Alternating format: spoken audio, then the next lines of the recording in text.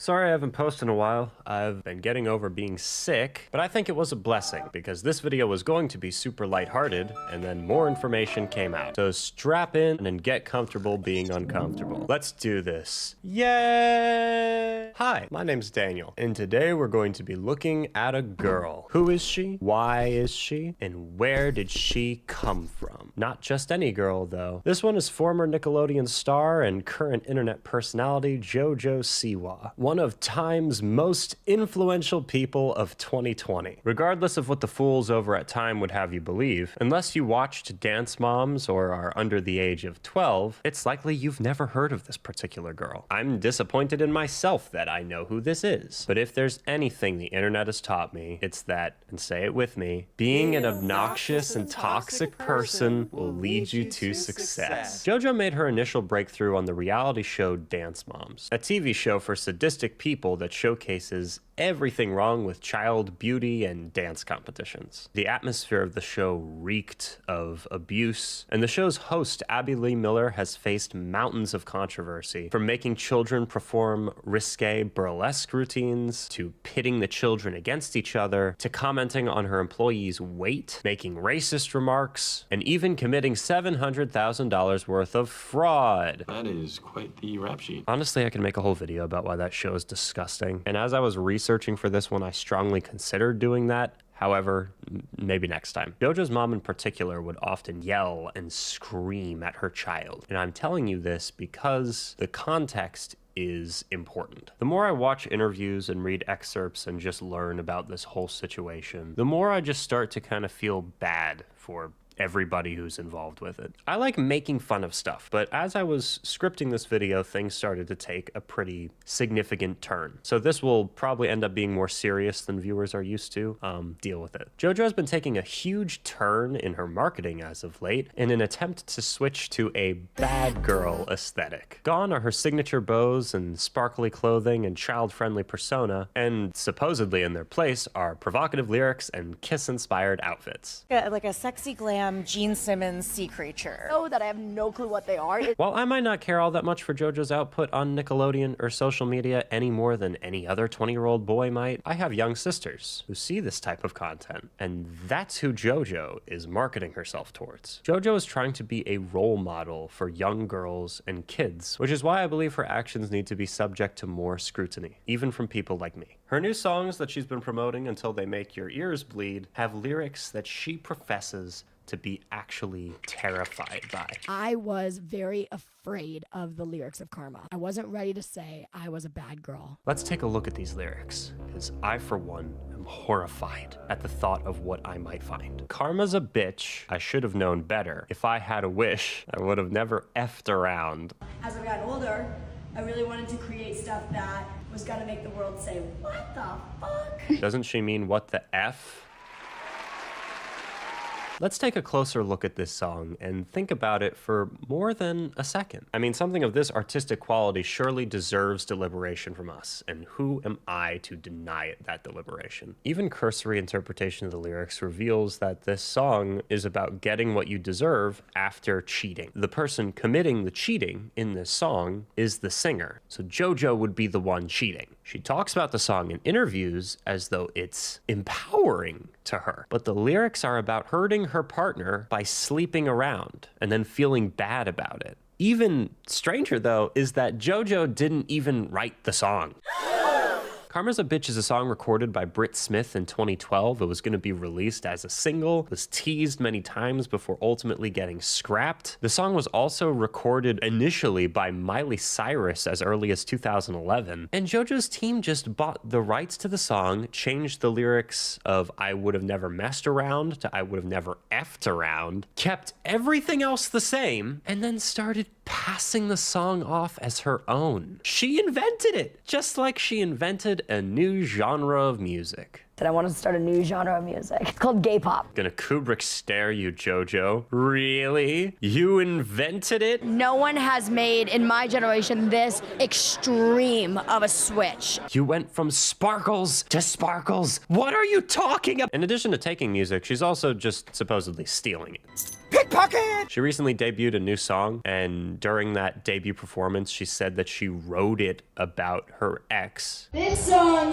because it is about one of my exes. Yet the song in question was written by this TikToker named Emmeline. I like to imagine that this is real though. Like, just think about it for a second. Imagine writing a song about someone else's ex. This'll show him. Oh, hey, male Taylor Swift. What are you writing? Your next hit song? I'm writing a diss against one of my exes. Absolutely horrible person. I'm sorry that you had to go through that. I'm sorry your ex sucked so bad. You think, oh, no, you fool. You absolute fool. You stupid, dumb, idiot, stupid. I'm not writing this song about my ex. I'm writing it about someone else's ex. There's a list of troubling incidents from JoJo's brand over the years, and I don't really want to get overly hung up on them, so just for the sake of context, we're gonna run through them really quick. JoJo posted her branding over the Black Lives Matter square and didn't listen when people let her know that that was stupid. Hi, here's our movement to combat racial inequality and discrimination. That old thing. Yeah. That's mine now. Along with my song about someone else's ex. She had a children's game called JoJo's Juice. What a title. Which was basically just truth or dare. It had a recommended age of 6 years old and included question cards that are near and dear to every 6-year-old's brain. Such as, have you ever walked in on someone naked? Have you ever been arrested? Have you learned the art of twerking? And the ever popular, have you gone outside without underwear? Marketing streaking to kids. My fave. She later denied direct involvement with writing this game. So I had no idea. JoJo had a line of cosmetic makeup products which were sold at Claire's, which ended up testing positive for asbestos, prompting the FDA to release an alert informing consumers that it was being recalled and should, you know, stop being used by anyone who owned it. In a now private YouTube video titled My Makeup, Siwa explained that she trusted in other people when it came to making the product in question. Which means that it's okay if people get cancer. I can't do that. You might be noticing a pattern here. JoJo affiliates herself with people like Shane Dawson, James Charles, and Colleen Ballinger, and some of the other people who've been covering this same topic keep insinuating that these were sponsored collaborations and more PR mistakes than anything else. But this can't be true, as she claims herself to be longtime friends with some of these creators. She even went on a podcast and defended Colleen when those allegations of inappropriate behavior with children were made. I've known Colleen since I was 12. I don't think this adult is a groomer because we've been good friends since I was a kid. It might not be the take that she thinks it is. Honestly, the whole entire thing is very gross. She also inexplicably decided to fake being pregnant for months, which is so strange. Like, why? Why would you do that? On an unrelated note, I am currently expecting twins. My wife got me pregnant. Okay, so now you're up to speed on how JoJo is no stranger to controversy, and how she's currently trying to rebrand herself. Instead of being an obnoxious kid, she's going to be an edgy, obnoxious adult. And if that was all, then this video would likely consist of me making some fun, then moving on. However, as I said, this topic turned more and more serious the more I learned about it. The question you might be asking yourself is why? Why is this girl attempting to change public perception of her so drastically? You could conclude that she's getting older and wants to distance herself from her initial child-friendly image, and you probably wouldn't be too far off. However, an article that was written just a couple of months before JoJo's rebrand might start to change your mind. Rolling Stone posted this interesting piece on February 13th discussing one of JoJo's other ventures over the past few years, XOMG Pop. Don't know what that is? I didn't either. Let's find out. According to Wikipedia, during the 17th season of America's Got Talent, JoJo and her mom Jesselyn formed the music group XOMG Pop, which included a bunch of highly talented dancers, including one Leah Sanderson. Sanderson was born with a birth defect that causes the spinal cord to not form properly. Despite many medical hurdles, she fought and overcame it all to audition and then get selected to be a part of XOMG, which is amazing. But unfortunately, Sanderson and her mother allege that they were subjected to inhumane treatment. And I'm going to read this next bit of the article in full without paraphrasing or joking around. The Sandersons, as well as multiple sources close to the production, allege that the Siwas subjected the children to grueling rehearsals, sometimes foregoing school breaks with meager compensation. They also allege that Sanderson was forced to work under intense physical duress, with Jesselyn encouraging her to attend a video shoot just a few weeks after she underwent spinal cord surgery. In one instance, just days before the surgery, Leia started bleeding through her belly button during a rehearsal for a performance at the Children and Family Emmys, which was hosted by Jojo. Rather than encouraging her to take a break, Jesselyn told her to put a maxi pad on it so it wouldn't leak onto her costume. She was more concerned about the costume than the child. They also alleged that Jesselyn was overly cruel to her young charges, calling them names and in one instance shaming them for having a disability. Jojo, meanwhile, could also be nasty and domineering, a sharp contrast from her upbeat on-screen persona. She played a role in helping to build a cutthroat environment, playing favorites and pitting members against each other. Maybe Jojo was a bad girl all along. But here's the crazy part. Supposedly, allegedly, after the Sandersons tried to talk to other parents and management about the mistreatment they were being subjected to, they got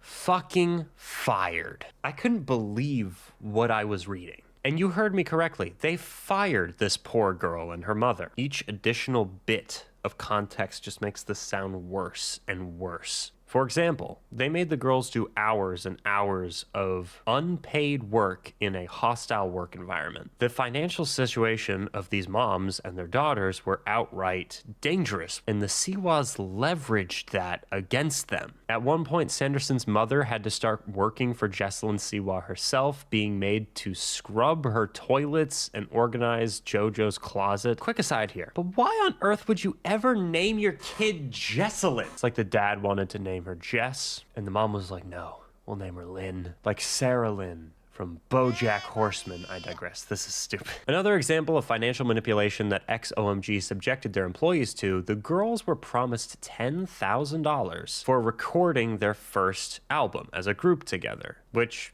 I don't know, that seems kind of low to me. I mean, making an entire album is an incredible amount of work, which involves dozens of people working for months and months to create a finished product. $10,000 in those parameters isn't even close to minimum wage. But the Sandersons weren't paid $10,000 at all. Jesselyn told them that since she had to pay for the Airbnb that they stayed in, since they got uprooted from their homes and kind of taken to LA to work there, because she had to pay for the Airbnb, they would only be paid $4,000. Jesus Christ, man. The girls weren't given school breaks, had to work 9-hour days, which is the maximum amount of time that a kid can work under California labor laws. The girls were also made to do a ton of social media work for no pay whatsoever. The article talks about prizes. If a girl made a TikTok that got way more views than any of the other girls' TikToks, then that girl and her family would receive like a $500 cash prize. It can take me 20 plus hours to script, record, and edit one of these videos. And now I have people helping me, but like there's a ton of work that goes into doing this type of stuff. This method of paying your employees is incredibly unprofessional and it sucks. It looks sloppy. Keep in mind, a lot of this is their word versus the Siwas, since the Siwas have denied some of the allegations and completely failed to respond to many others. Jesselyn has also made some comments calling Sanderson's mom's intentions and well-being into question, implying that she was difficult to work with and disruptive on set. Will we ever know the exact truth? I think that I can extract some from this situation. When I was a kid, I did some work in the entertainment industry. I was an extra in some movies and shows, a background actor, then played leading roles in some educational productions and independent films and short films. The industry, and more importantly, the powerful people in it, go to your parents and promise the world in exchange for you. Fame and fortune, just take your kid out of school, just uproot yourself, just leave your family, just work for long hours unpaid, just pay us for the privilege of being able to work for us. You've got to start at the bottom. You have to sacrifice to make it anywhere. They actually guilt you for wanting to be paid at all. In this case, the Sandersons were fired and were never paid for many of the things that they were told they were going to be paid for. However, I want to draw your attention back to Jojo herself and her manager mom, her momager. She suffered abuse at the hands of this industry and came out the other end fairly successful. But she's still working herself to death. She just turned 20 and she still has all these adults kind of puppet mastering every aspect of her life. She's rehearsing for way longer than anyone could expect for a song that's not even hers. Oh, in case you didn't hear the joyous news, by the way, Britt Smith's original version of Karma's a Bitch was released in the last few days and it actually charted higher than JoJo's version. Oh, that's gonna hurt! Even with all of the hype around JoJo's version of the song. Karma really is a bitch, huh? JoJo's an adult now, and she's turned around and continued the cycle of abuse that permeates this, frankly, at times, disgusting industry that's kind of eating itself alive. Art is so powerful and beautiful and just one of the most effective tools of communication and expression. It's amazing. But the managers and producers and agents and reviewers and so on and so forth, you get the point.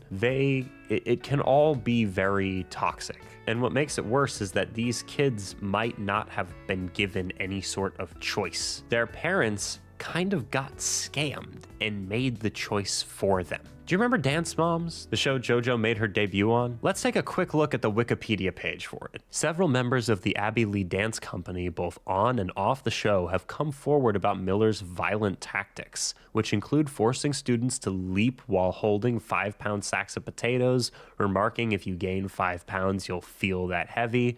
Miller has been accused of naming her students' bellies, posting their weights around the studio, pinching students until they bled, and sending her underage students underwear and lingerie for Christmas. This show went on for 8 seasons. The parents saw and understood how these fucking people were treating their kids. They just didn't care. Every single adult involved is a bad guy here. And to some extent, so are the people who watched and supported a show like this. I'm not joking. People who create demand for stuff like this are nuts. The whole idea of a show like this, but for kids, is just so infuriatingly stupid. I have lost sleep over it, but that might just be because I'm sick. You know the Hunger Games, where the kids have to like fight to the death for our entertainment? Let's recreate that, but instead of randomly choosing names out of a hat, let's see if parents will just give their kids up. And in this god-forsaken timeline,